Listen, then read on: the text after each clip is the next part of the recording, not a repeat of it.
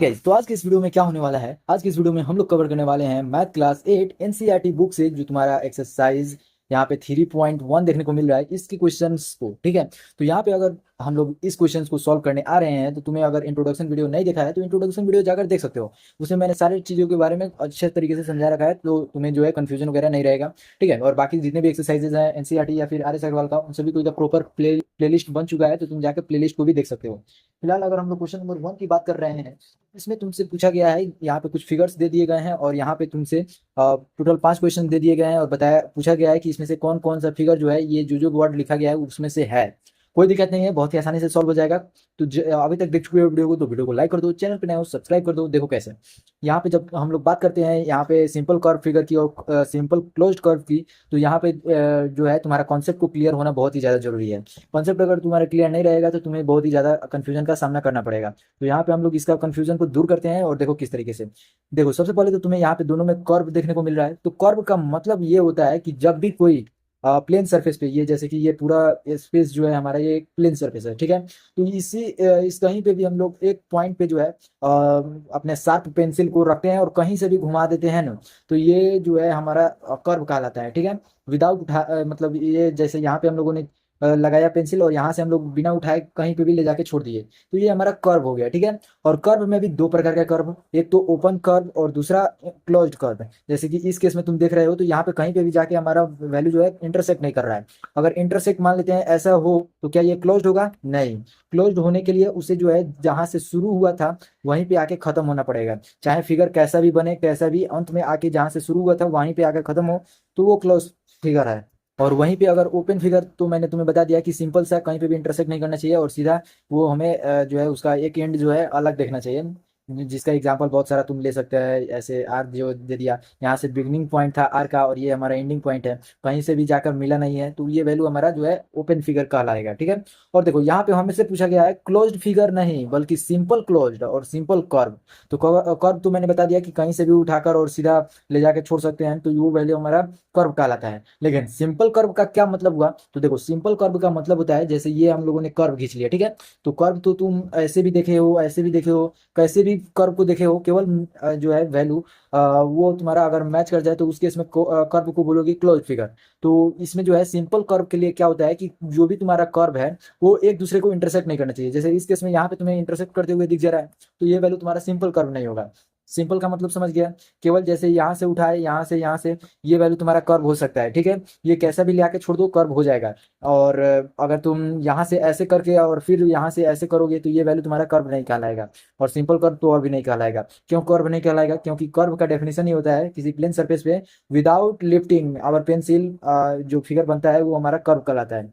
तो इस तरीके से सिंपल कर्व इसमें हम लोग देखने चले तो यहाँ पे हमारा 1 नंबर हो सकता है। 1 नंबर क्यों होगा? क्योंकि ये जो वैल्यू है हमारा कहीं पे भी इंटरसेक्ट करते हुए नहीं दिख रहा है एक दूसरे लाइन को। ठीक है, तो ये हमारा कर्व हो जाएगा, ये भी कर्व हो जाएगा। ये तो कर्व होगा ही नहीं, और सिंपल में तो बात ही नहीं करना है। क्यों नहीं कर्व होगा? क्योंकि ये वैल्यू जो है एक बार उठा लिया गया है पेंसिल और दोबारा से फिगर बनाया गया है।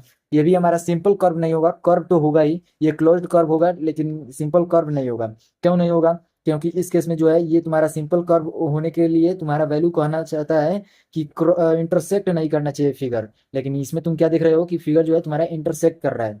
इस तरीके से ये तुम्हारा नहीं होगा। इस केस के लिए ये हो जाएगा, ये हो जाएगा, ये भी हो जाएगा, ये नहीं होगा। इस केस में तुमने देखा ऐसे करके फिर ऐसे करना पड़ रहा है, तो ये हमारा पेंसिल जो है उठ जा रहा है, तो ये कर्व होगा ही नहीं। अगर क्लोज कर्व की बात कर रहे हैं तो क्लोज कर्व हमारा ये हो सकता है, ये हो सकता है, ये हो सकता है, ये हो सकता है, ये हो सकता है। ठीक है, और ये तुमने देख लिया कि 1 2 5 6 7 जो है तुम्हारा आंसर हो सकता है क्लोज कर्व के लिए। क्लोज कर्व के लिए हम लोगों ने इसको क्यों नहीं आंसर लिया? क्योंकि जबकि ये फिगर तुम्हें क्लोज्ड दिख रहा है, तो क्लोज्ड कर्व लिखा हुआ है। कर्व का डिफिनेशन तुमने देखा कि एक बार पेंसिल जहां रखे वहीं से फिगर बनना चाहिए, दोबारा उठाना नहीं चाहिए, तब उसे कर्व कहते हैं। जबकि इसमें उठाना पड़ जा रहा है, यहाँ पे इंटरसेक्ट कर ले रहा है, तो ये सिंपल तो होगा ही नहीं। और यहाँ पे तुम्हें फिर से उठाना पड़ जा रहा है, तो इसलिए ये भी हमारा कर्व नहीं होगा।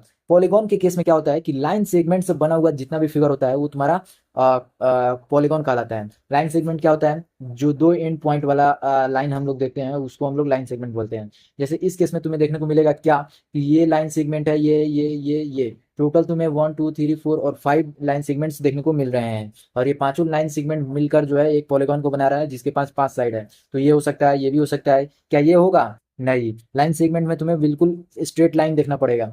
ये स्ट्रेट लाइन तुम्हारा हॉरिजेंटल भी हो सकता है, वर्टिकल भी हो सकता है, लेकिन ये तो तुम्हारा सर्किल है जो कि कर्व है, तो ये कर्व हमारा लाइन सेगमेंट नहीं बनाता है और ये वैल्यू हमारा नहीं होगा। क्या ये हमारा पॉलीगॉन होगा? तो ये भी हमारा पॉलीगॉन नहीं होगा। क्यों नहीं होगा? तो ये जो फिगर तुम्हारा बना रहा है पॉलीगॉन में, ये तुम्हें ये वेरीफाइड फिगर नहीं है। क्यों वेरीफाइड फिगर नहीं है? क्योंकि यहाँ पे तुम्हारा जो लाइन सेगमेंट्स है वो बार बार कट कर रहा है, और लाइन सेगमेंट से बना हुआ फिगर जैसे कि ये हो गया, क्वाड्रिलेटरल हो गया, इस तरीके से बने हुए फिगर्स जो है पॉलीगॉन कहलाते हैं। समझ में आया? और यहाँ पे ये तो होगा ही नहीं क्योंकि इसमें कर्व है, ये भी नहीं होगा। इसमें तुम्हें दो लाइन सेगमेंट देखने को मिल रहा है, तो क्या ये तुम्हारा पॉलीगॉन होगा? तो ये भी नहीं होगा। क्यों नहीं होगा? क्योंकि यहाँ से कर्व हो जा रहा है। हमारा पूरा जो फिगर होना चाहिए वो हमारा लाइन सेगमेंट से बना हुआ फिगर होना चाहिए। और यहीं पे अगर देखो ये वाला हमारा जो फिगर था, इसमें अगर इंटरसेक्ट ना करके कुछ इस प्रकार से फिगर अगर हमारा रहता, जैसे कि ये स्टार है हमारा, तो इस तरीके से रहता तो ये हमारा पॉलीगॉन कहलाता है। ठीक है, लेकिन इसी में क्या हो गया है कि यहाँ पे तुम्हें देखने को मिल रहा है ऐसे ऐसे कैंसिल आउट कर कर दिया है, तो ये वैल्यू हमारा फिगर नहीं कहलाएगा पॉलीगॉन। ठीक है, तो जो 8 नंबर तुम्हें ऑप्शन देखने को क्वेश्चन देखने को मिल रहा है, ये भी तुम्हारा वैल्यू जो है वो तुम्हारा इसका नहीं होगा। समझ में आया? ये वैल्यू भी तुम्हारा जो है किसका नहीं होगा? पॉलीगॉन का एग्जाम्पल नहीं होगा। तो ये समझ में आ गया। अब देखो जरा क्वेश्चन नंबर 2 के ऊपर, सॉरी यहाँ पे कन्वेक्स और पॉलीगॉन और कॉनकेव पॉलीगॉन बाकी है। तो देखो कॉनकेव और कॉन्वेक्स के लिए मैं तुम्हें दो कॉन्सेप्ट को क्लियर कर देता हूँ। यहाँ पे कॉनकेव जो वर्ड आया है, ठीक है, ये हमारा तुम केव समझे हो। तुम अगर नाइन्थ टेंथ वगैरह में पढ़ोगे आगे, तो कॉनकेव लेंस देखने को मिलेगा तुम्हें और मिरर देखने को मिलेगा। तो उसमें तुम्हें समझाया जाएगा, ठीक है, ट्रिक बताया जाएगा कि कॉनकेव मिरर के लिए किस तरीके से याद रखते हैं, फिगर किस तरीके से बनेगा। ठीक है, तो उस केस में तुम्हें बताया जाएगा कि कॉनकेव कॉनकेव जो है तुम्हें देखने को मिल रहा है कॉनकेव। कॉनकेव केव का इंग्लिश हिंदी जो है वो गुफा होता है। ठीक है, तो गुफा में तुम देखोगे कि गुफा में ऐसे होता है, मैंने गड्ढा होता है अंदर की तरफ। ठीक है, तो इस केस में भी जो पॉलीगन तुम्हें बनता हुआ दिखेगा, उसका जो लाइन सेगमेंट होगा वो अंदर की तरफ होगा। तो उस तरीके से बने हुए फिगर को कॉनकेव कहेंगे। और कन्वेक्स का जो है वो जब अंदर कॉनकेव होगा तो बाहर की तरफ जो होगा वो हमारा कन्वेक्स होगा। समझ में आ गया? तो कन्वेक्स का भी समझ गए, कॉनकेव का भी समझ गए। तो इस केस में कॉनकेव तुम्हें ये देखने को मिलेगा, ये देखने को मिलेगा, लेकिन आगे जोड़ दिया है पॉलीगॉन। तो क्या ये वाला हमारा पॉलीगॉन होगा? तो ये पॉलीगॉन है ही नहीं, तो ये कॉनकेव पॉलीगॉन नहीं होगा। तो पहला नंबर ऑप्शन जो है ई का आंसर हो जाएगा। और डी का जो है उसमें तुम देखोगे कि हमारा जो लाइन सेगमेंट होगा वो बाहर की तरफ होगा। तो इसमें केवल ये ऑप्शन देखने को मिल रहा है बाहर की तरफ। तो ये हमारा फर्स्ट फोर्थ डी नंबर के लिए सेकंड नंबर ऑप्शन आंसर हो जाएगा। अब देखो यहाँ पे क्वेश्चन नंबर 2 क्या कह रहा है व्हाट इज रेगुलर पॉलीगॉन। तो देखो रेगुलर पॉलीगॉन के लिए मैंने तुम्हें बताया था इंट्रोडक्शन वीडियो में कि एंगल्स तो इक्वल होने ही चाहिए, साथ में जो साइड है वो भी हमारा इक्वल मेजरमेंट का होना चाहिए।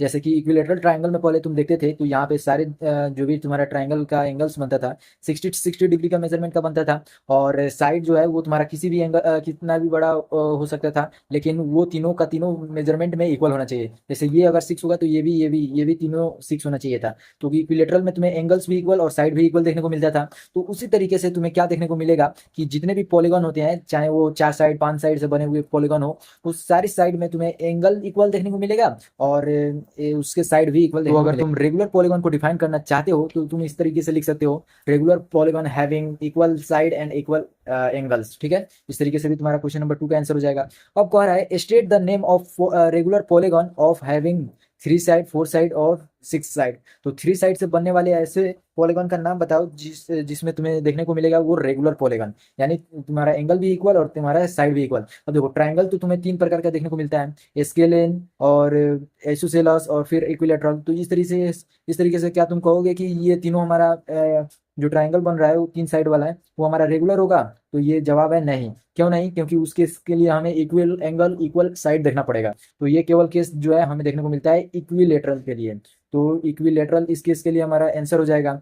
चौथा जो बोल रहा है, सॉरी, चौथा साइड से बनने वाला जो पॉलीगॉन बोल रहा है हमारा, वो हमारा केवल और केवल देखने को मिलता है स्क्वायर के केस में। वैसे बनता तो रेक्टेंगल भी है 4 साइडों का और एंगल भी सारा इक्वल होता है, लेकिन इस केस में तुम्हें देखने को मिलेगा केवल अपोजिट एंगल्स इक्वल। तो इस केस में ये तो हुआ नहीं तुम्हारा पॉलीगॉन रेगुलर पॉलीगॉन। ठीक है, तो इस तरीके से ये रेक्टेंगल इसका आंसर नहीं होगा, बल्कि इसका आंसर क्या होगा? स्क्वायर। तो ये तुमने समझ लिया। छठा नंबर को देखो क्या कह रहा है, सॉरी, तीसरे नंबर में बोल रहा है छठा साइड का। तो वैसे तो बनता है हेक्सागोन 6 साइड से बना हुआ पॉलीगॉन, लेकिन इसमें रेगुलर पॉलीगॉन बोला है तो सीधा तुम देखो चौथा तक ले तुम याद रख सकते हो कि तीसरा साइड से बनना हुआ पॉलीगॉन जो है उसे हम लोग इक्विलेटरल बोलेंगे, रेगुलर पॉलीगॉन की बात की जाएगी तो। और चौथा साइड से स्क्वायर। पांचवा साइड के बाद जितना भी आएगा उसमें तुम पेंटागन, हेक्सागन इस तरीके से पढ़े हुए, सेप्टागन, ओक्टागन, नोनागन और डेकागन। तो उस सभी को इससे पहले अगर रेगुलर पॉलीगॉन बोल रहा है कि वो वैल्यू होगा तो सीधा regular hexagon, regular pentagon, regular decagon इस तरीके से लगा सकते हो। तो क्वेश्चन नंबर 3 का जो ऑप्शन होगा वो रेगुलर हेक्सागन आंसर हो जाएगा। इस तरीके से तुमने एक्सरसाइज 3.1 के सारे क्वेश्चंस को कवर कर लिया है। अगली वीडियो का लिंक तुम्हें डिस्क्रिप्शन में मिल जाएगा। यहाँ तक वीडियो को देख चुके हो तो वीडियो को लाइक कर दो, चैनल पे नए हो सब्सक्राइब कर दो। बाकी सारे वीडियोस तुम्हें प्लेलिस्ट के थ्रू भी देखने को मिल जाएंगे। तब तक के लिए बाय।